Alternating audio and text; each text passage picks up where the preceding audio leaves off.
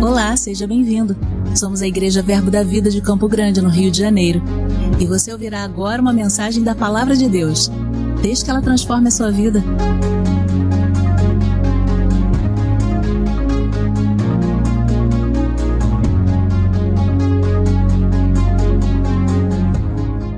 Abre a sua Bíblia em Mateus, no capítulo de número 3. Eu vou ler do versículo 13 até o versículo de número 17. Esse é o texto que o Espírito Santo nos direcionou para ser trabalhado nesse tempo, amém? Mateus, capítulo de número 3, a partir do versículo 13. Os irmãos acharam? Amém? A palavra diz o seguinte: Mateus, capítulo de número 3, a partir do versículo 13. Por esse tempo dirigiu-se Jesus da Galileia para o Jordão, a fim de que João o batizasse.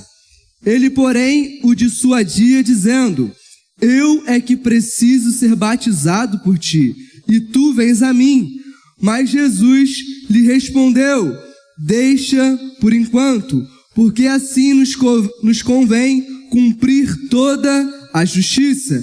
Então ele o admitiu. Batizado Jesus, saiu logo da água, e eis que se lhe abriram os céus, e viu o Espírito de Deus descendo como pomba, vindo sobre ele.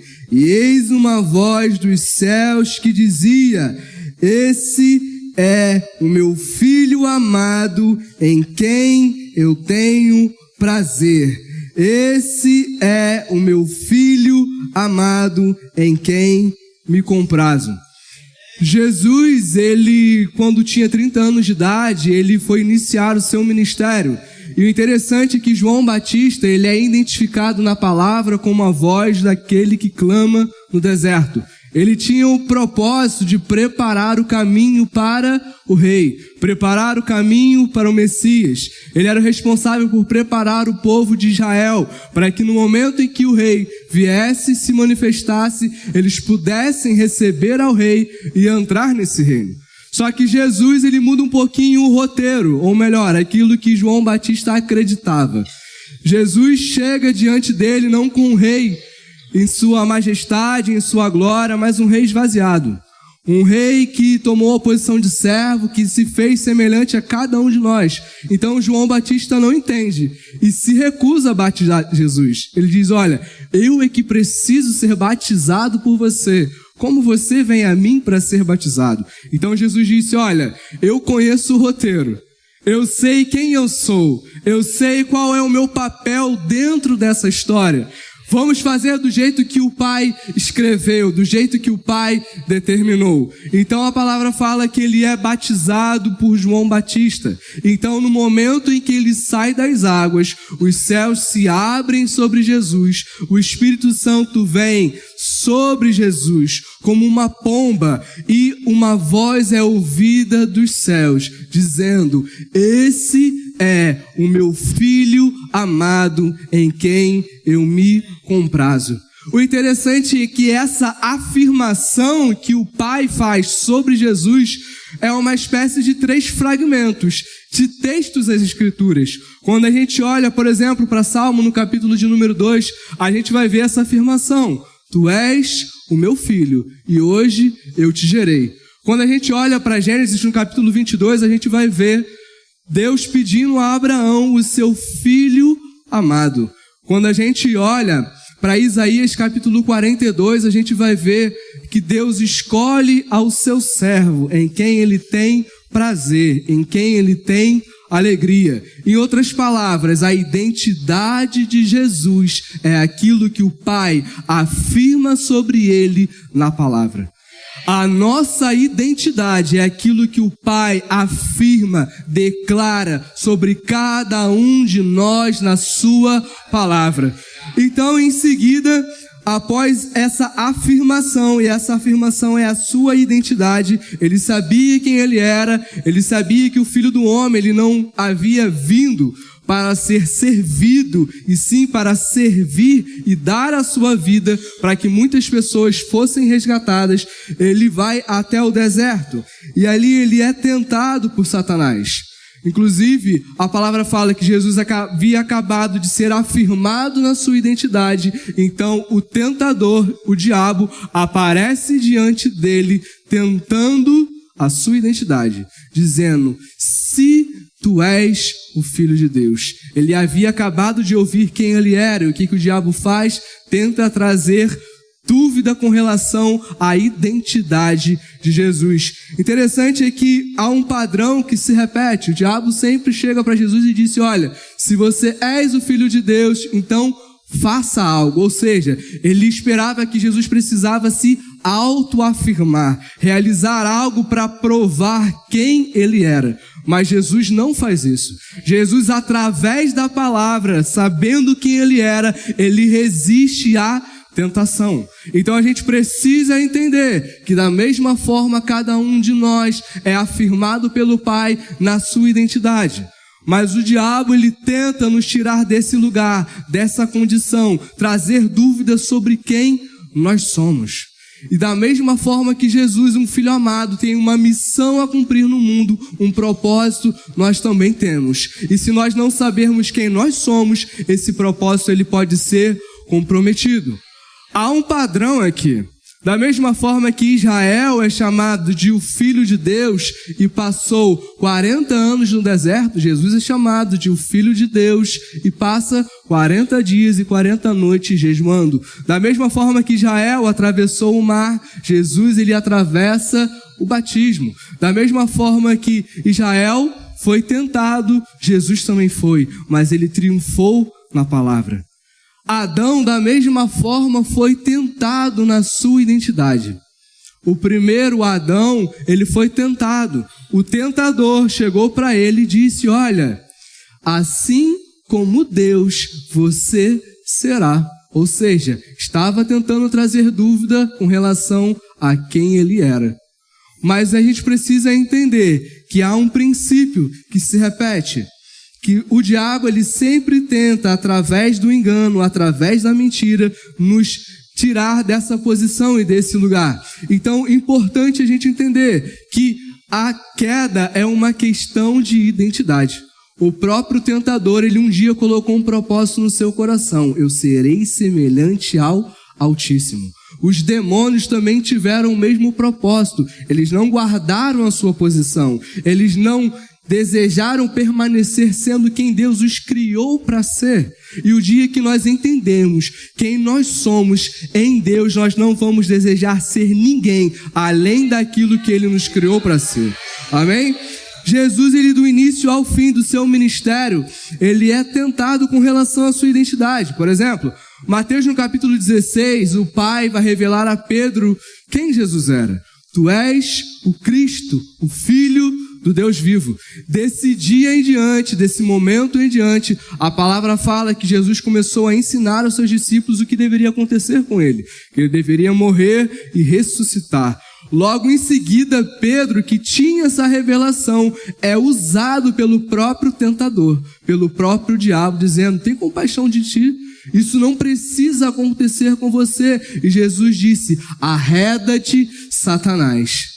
Na cruz ele ouve a mesma coisa quando ele estava pendurado entre dois criminosos, o povo dizendo: se és o Filho de Deus, desça daí. Se és o Filho de Deus, salve-se e salve também a cada um de nós. Do início ao fim da sua vida, ele foi tentado com relação à sua identidade, mas ele permaneceu firme, sabendo quem ele era. Ele permaneceu firme porque ele sabia o que o Pai afirmava sobre a sua identidade e sobre a sua missão e sobre o seu propósito. Amém? Então ele sabia de onde havia vindo, ele sabia qual era o seu destino, e nós precisamos da mesma forma pensar sobre nós mesmos como nos convém, de acordo com aquilo que a palavra fala ao nosso respeito. Pensar de nós de maneira correta. A palavra fala que existem dois processos que vão formar a nossa identidade. Existem dois processos que vão formar a nossa autoimagem, como nós nos vemos, como nós entendemos quem nós somos. Paulo vai dizer que nós podemos nos conformar ao mundo, aceitar o molde, o mundo pode determinar do lado de fora, pro lado de dentro, quem nós somos, ou nós podemos ser transformados através da renovação da nossa mente pela palavra. O propósito da renovação da nossa mente é sermos transformados, amém? E essa palavra transformação é uma palavra que ela tem muito significado. Mateus no capítulo 17, Jesus ele está diante dos seus discípulos e ali a palavra diz que ele foi transformado, transfigurado. Ele passou a refletir a glória de Deus e uma voz veio dos céus dizendo: Tu és o meu filho amado, em quem eu tenho prazer, em quem eu tenho alegria. Então o propósito de nós sermos transformados é nós comunicarmos, revelarmos ao mundo a glória de Deus, revelarmos o caráter de um filho amado ao mundo, amém? Então, se nós quisermos refletir a glória de Deus, nós precisamos passar por esse processo, ter a nossa autoimagem de acordo com a palavra. Jesus, durante a sua vida, ele foi rotulado de muitas formas, comilão, beberrão, aquele que expulsava demônios no nome de Belzebu. Havia muitos rótulos, muitas coisas que as pessoas falavam sobre quem ele era, mas ele estava convicto. Por quê? Porque essa autoimagem, ela é fruto de crenças, de ideias que eu vou acolhendo e vão formar a forma como eu me vejo. Essas ideias podem ser fruto daquilo que as pessoas afirmam ao seu respeito. Essas ideias podem ser fruto de experiências que você viveu, da sua história de vida, mas essas histórias também podem ser fruto de comparação. E a comparação, ela tem dois filhos: é a superioridade ou a inferioridade. Quando eu me comparo a alguém para saber quem eu sou, eu sempre vou cair nesses dois extremos. Eu preciso entender quem eu sou, não me comparando, não olhando para o outro, mas olhando para o meu Pai, que afirma quem eu sou. Eu não sou a minha bio do Instagram, porque ali está uma parte de mim que eu estou escolhendo mostrar para os outros. Ali está sempre você no seu melhor ângulo. Ali está todo mundo com o rostinho harmonizado. Ali todo mundo é rico, ali todo mundo é feliz. Ali tem um filtro que muda a sua imagem, muda quem você é. Você não é, queridos, o seu Instagram. Você não é a sua visão de você mesmo quando você olha o Instagram de outra pessoa. Você é aquilo que a palavra afirma ao seu respeito. Você é não a sua história de vida, os seus traumas, as feridas que te fizeram. Você é aquilo que foi feito na cruz em seu favor. Jesus, quando ele ouve quem ele era, ele sabia que isso não dependia dos seus próprios méritos. Jesus não havia curado a nenhum enfermo. Jesus não havia expulsado a nenhum demônio. Jesus não havia dito nenhuma parábola. É por isso que Paulo vai dizer: olha, eu sou o que eu sou, é pela graça de Deus. Não é através das minhas boas obras, é através da boa obra que ele realizou na cruz por mim. É por isso que eu sou um filho amado de Deus, em quem ele se alegra. Eu não posso olhar para as minhas obras, para os meus méritos, para a minha história, para saber quem eu sou. Eu preciso olhar para a cruz, para aquilo que ele fez por mim. Porque a palavra vai dizer que, olha, se alguém está em Cristo, é o quê? Nova. Ele está falando de uma condição, de uma posição que me traz uma nova identidade. Se eu estou unido a Cristo, eu sou uma nova pessoa. E eu preciso saber o que estar unido a Cristo me transforma. Eu preciso saber quem eu sou nele. Abra sua Bíblia em Gálatas, no capítulo de número 3. Gálatas 3, do 26 ao 28. Paulo vai dizer algumas coisas com relação à nossa identidade. Ele diz o seguinte: pois todos vocês são filhos de Deus. A nossa identidade. E ele fala sobre o processo. Mediante a fé em Cristo, é através do crer em Jesus que eu me torno um filho de Deus. Ele continua dizendo: olha, todos quantos foram batizados em Cristo, todos aqueles que nasceram de novo e foram inseridos no seu corpo, na sua família, são revestidos de Cristo. De sorte que não pode haver judeu, nem grego, nem liberto, nem livre, nem homem, nem mulher, porque todos vocês são um em Cristo.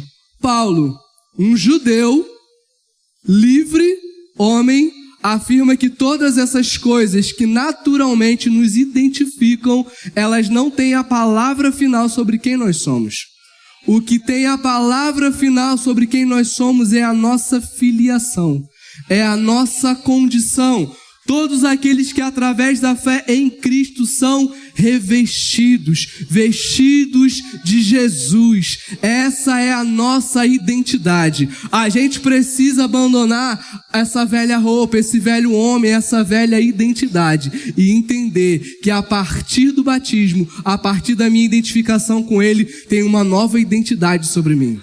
E agora sim, todas essas características que podem trazer alguma identificação, o meu sexo, a minha etnia, a minha história, a minha nacionalidade, a minha classe social, elas têm sim o seu valor e a sua importância, mas elas não são determinantes, não são elas que têm a última palavra sobre a minha identidade, mas é o estar em Cristo. Nem a circuncisão, nem a incircuncisão são coisa alguma, mas é o ser uma nova criatura. Então todas essas coisas que naturalmente, glória a Deus, nos identificam, elas de certa forma não têm a última palavra. O que tem a última palavra é o nosso batismo. Amém? Para que a gente entenda um pouco a respeito da nossa identidade. Quando você nasceu, você recebeu um documento, sim ou não? E nesse documento tinha algumas informações sobre quem você era. Esse documento ele foi emitido através de um órgão oficial que deu uma espécie de legalidade para a sua identidade. E aqui tem algumas informações que, de certa forma, ajudam a você a entender quem você é. Por exemplo, aqui na minha identidade está escrito que o meu nome é Rodrigo.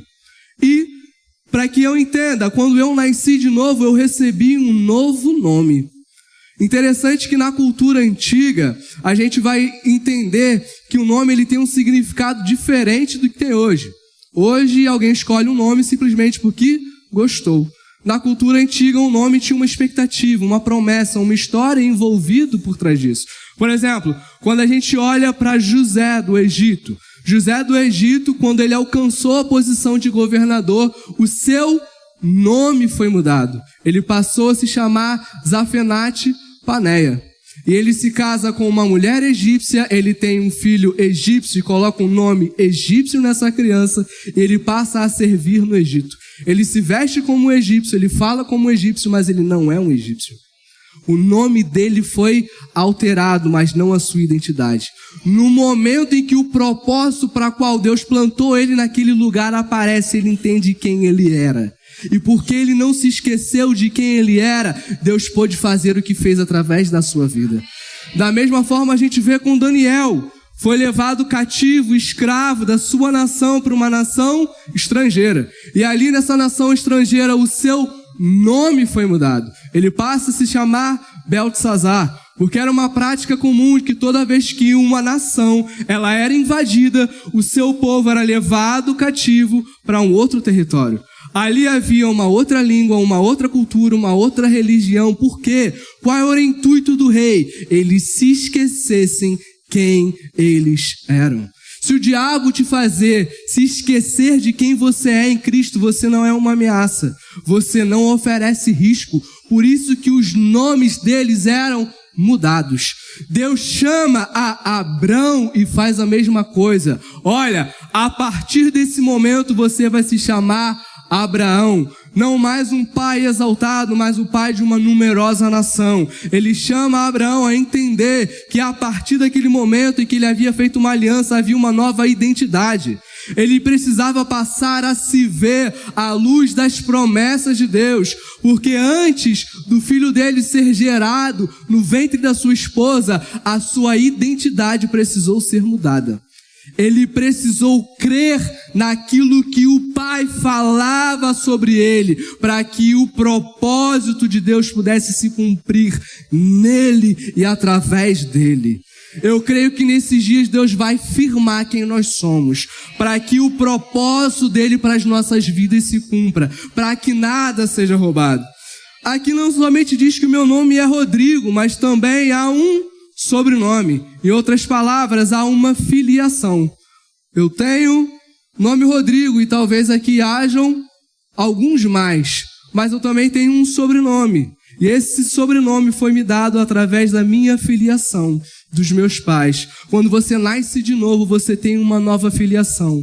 Você tem um novo pai. Você tem um novo sobrenome. A palavra fala que Cristo ele veio para os seus, mas os seus não o receberam. Mas todos aqueles que creram, todos aqueles que o receberam, eles têm esse direito, esse poder de serem chamados filhos de Deus.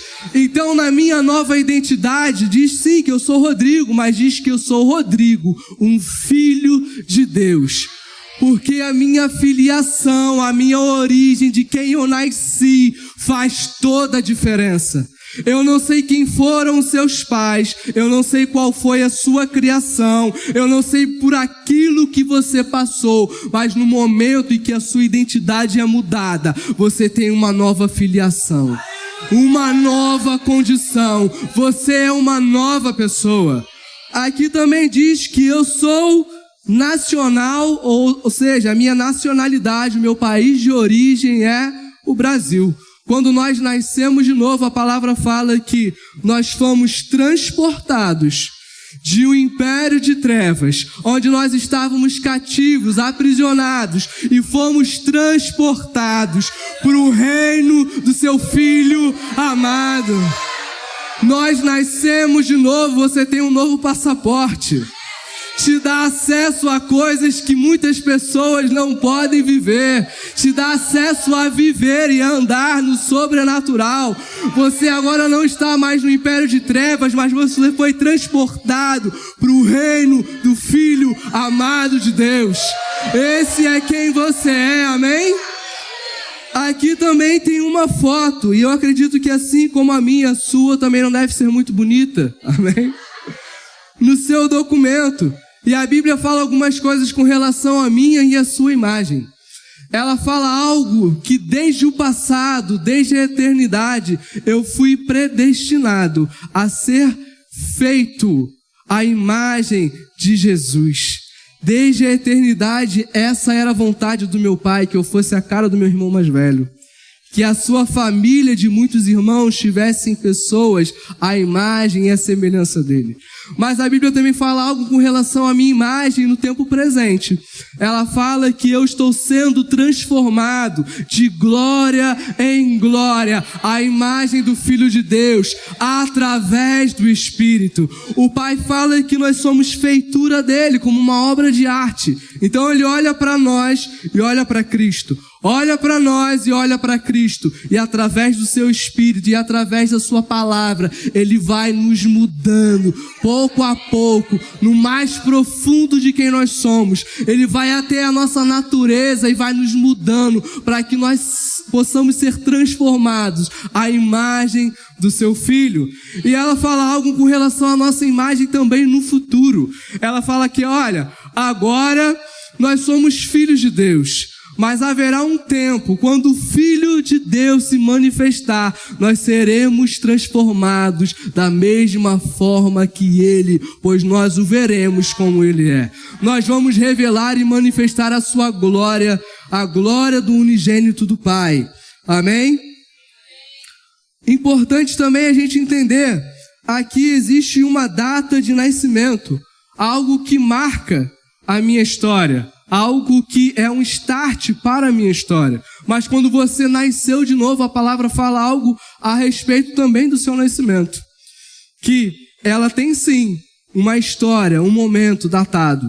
Mas antes mesmo da fundação do mundo, Deus já havia nos escolhido.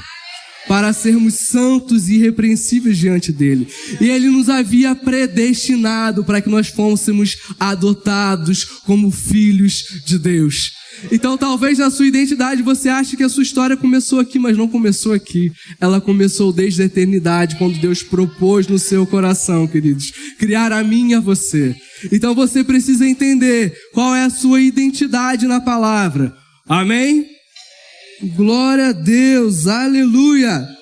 Uma outra coisa que a gente precisa entender, queridos, como a nossa história de vida, ela afeta a forma como nós nos vemos, como ela forma a nossa identidade. Juízes capítulo 11, é um texto que eu gostaria que você lesse.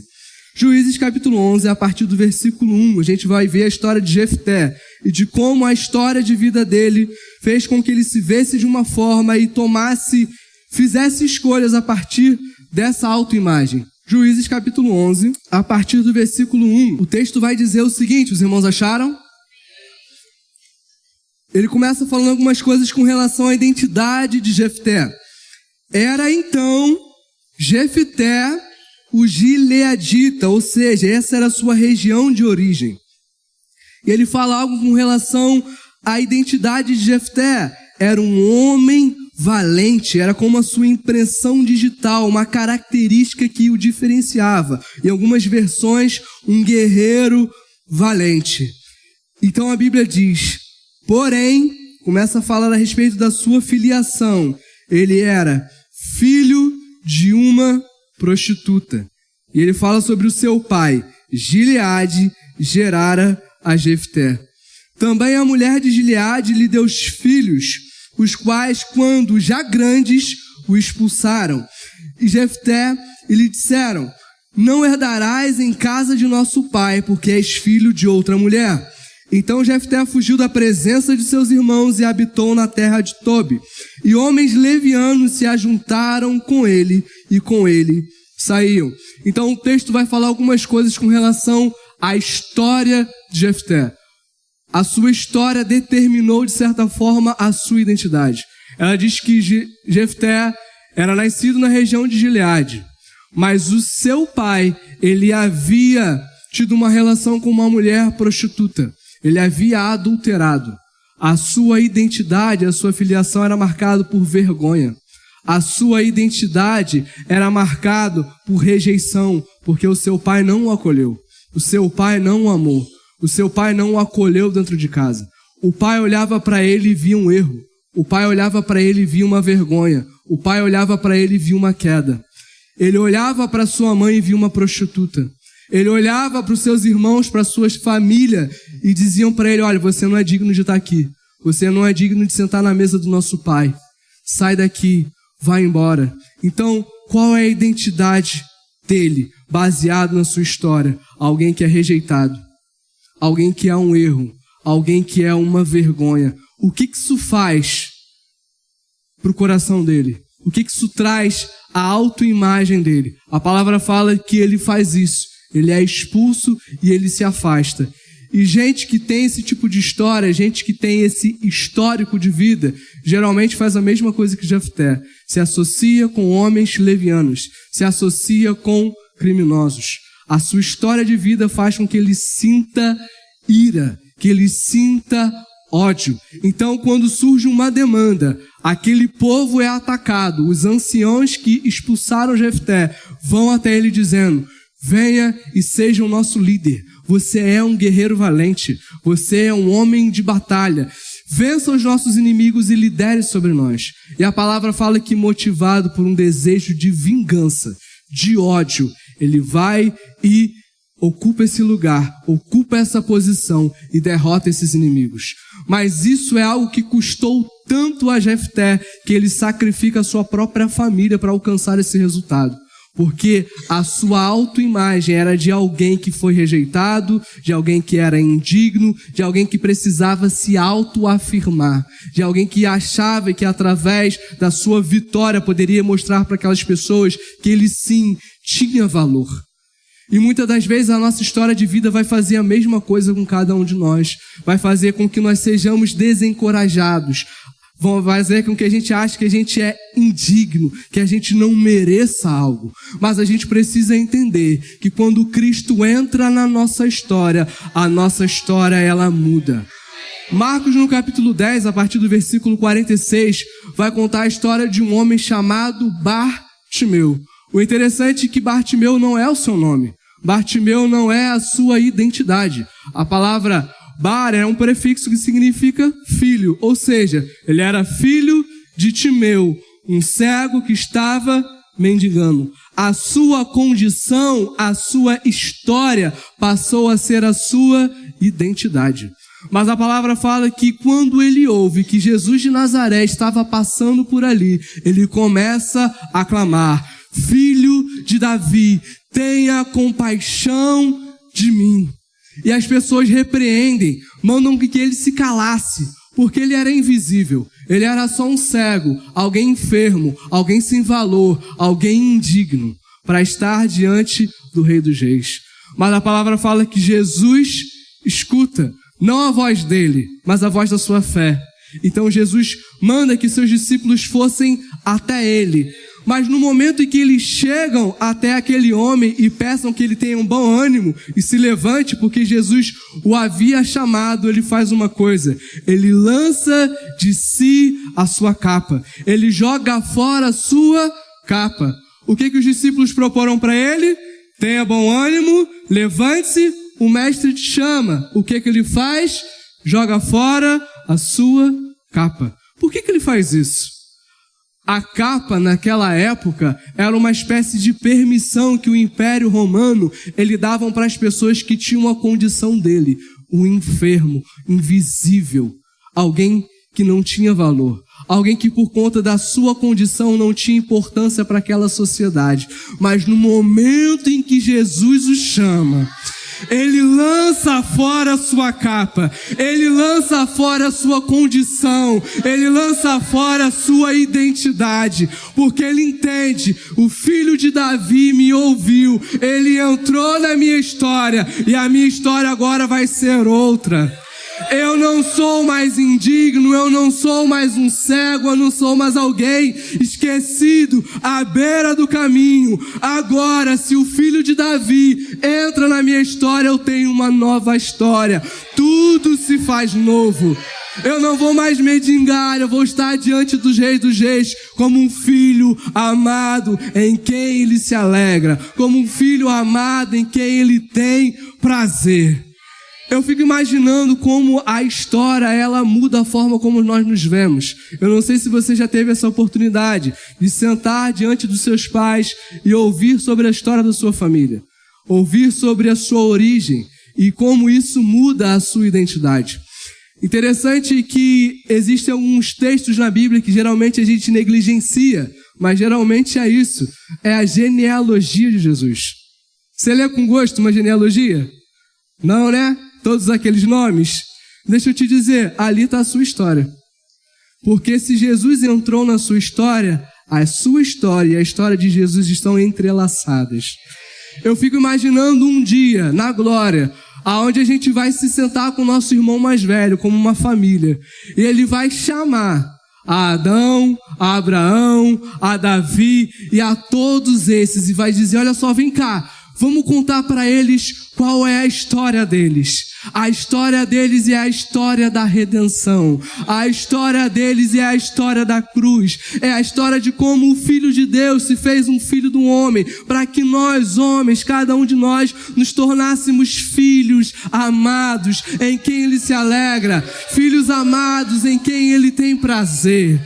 Queridos, você não é aquilo que você viveu.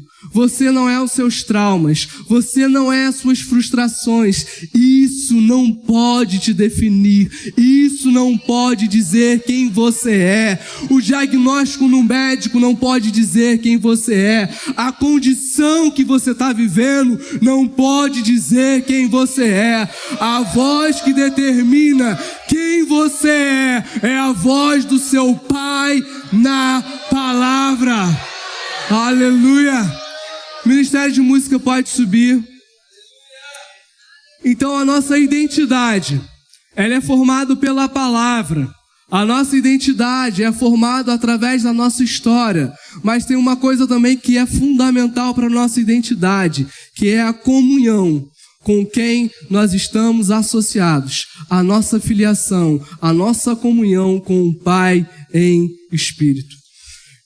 Lucas, relatando esse mesmo episódio, onde Jesus é batizado, ele diz que o seguinte, que Jesus estava orando quando os céus se abriram sobre ele e ele ouviu essa voz dizendo: Tu és o meu filho amado em quem eu tenho alegria. Tu és o meu filho amado em quem eu tenho prazer. A sua vida de oração é fundamental para que você esteja sensível à voz do Pai. Porque existem muitas vozes que vão tentar determinar quem você é, mas você precisa estar sensível à voz que diz de fato quem você é, porque é a voz daquele que te criou, que te deu uma identidade, que te deu um propósito, que te deu um destino. Eu creio que, se coloque de pé, a oração, ela é fundamental. Jesus, ele se retirava e orava para o seu Pai. E a palavra fala que hoje nós podemos nos achegar confiadamente e orar ao nosso Pai. E a gente não precisa usar uma máscara, a gente não precisa ser um personagem, a gente não precisa de um roteiro. A gente pode simplesmente se achegar com ousadia, entendendo quem nós somos nele. A gente não precisa de nenhum rótulo, a gente não precisa ser um personagem, a gente não precisa ser quem ele não nos criou para ser. Tudo que a gente precisa é aceitar quem nós somos nele. Você é o que você é pela graça de Deus. Você é o que você é não por conta dos seus talentos, das suas habilidades, dos seus acertos, dos seus erros, dos seus fracassos e das suas vitórias. Você é o que você é por aquilo que ele fez na cruz por você. Vocês podem cantar Eu Não Sou Mais um Escravo do Medo? Amém? Então o Espírito Santo está no controle. Queridos, eu creio que existe algo para acontecer. Eu creio que existe algo que vai acontecer através da oração. Há um rompimento e o Espírito Santo, ele quer te despertar. Ele quer que todas as outras vozes se calem. Não a voz da sua ansiedade, não a voz da sua depressão, não a voz do seu diagnóstico, não a voz dos seus traumas, não a voz da sua história, mas a voz do Pai na palavra. Porque a palavra fala que todos quantos são filhos de Deus, o Espírito Santo veio ao seu coração. E nós podemos clamar: Abba, Pai, Paizinho. Eu posso olhar para Ele e entender quem eu sou. Eu posso olhar para Cristo e ver quem sou chamado a me tornar nele, um amado Filho de Deus. E eu tenho uma missão: ir para o mundo e revelar a glória do meu Pai. Revelar a glória de quem Ele é, assim como Jesus anunciar o reino de Deus, assim como Jesus manifestar o reino de Deus como um filho amado. Eu tenho uma identidade e eu tenho um propósito. Amém?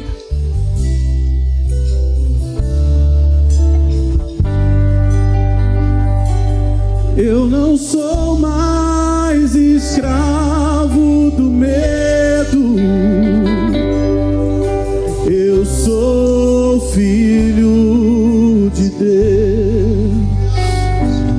Eu não sou mais escravo do medo. Eu sou filho de Deus. Eu não sou mais escravo do medo. Eu sou filho de Deus. Eu não sou mais escravo do medo. Eu sou filho de Deus.